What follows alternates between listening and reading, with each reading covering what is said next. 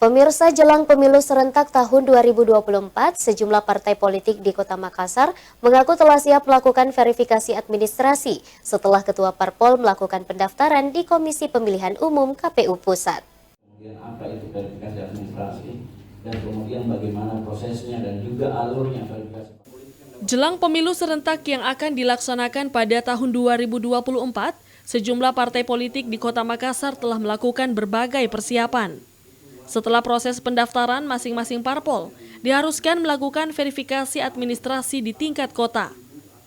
Dari 33 partai sekota Makassar yang telah terdaftar dalam Sistem Informasi Partai Politik atau SIPOL, 2 partai politik diantaranya, yakni Partai Nasdem dan Partai Buruh Kota Makassar mengaku sudah siap lakukan verifikasi. Salah satunya Idul, Kepala Sekretariat Partai Nasdem Kota Makassar mengaku partainya telah siap 100% setelah ketua partainya melakukan pendaftaran di KPU Pusat beberapa waktu lalu. Dari Partai Nasdem sendiri, kami sudah diinstruksikan dari DPP dari pusat itu insya Allah 100% sudah. Terakhir ke pekan kemarin kami sudah menginput 100% untuk sipolnya.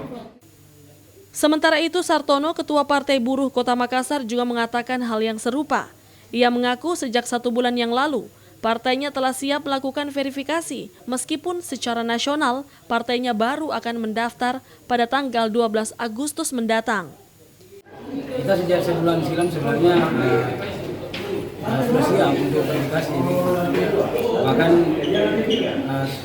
kita tidak hanya berbasis di sekitar Kima, tapi di tingkatan warga-warga di kampung-kampung di dalam Kota Makassar juga sudah siap.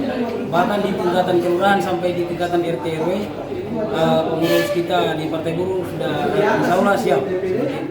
Baik Idul maupun Sartono, keduanya berharap partainya mampu mendapatkan hasil yang maksimal dengan mengumpulkan banyak suara rakyat Kota Makassar. Fitri Hairunisa, Celebes TV.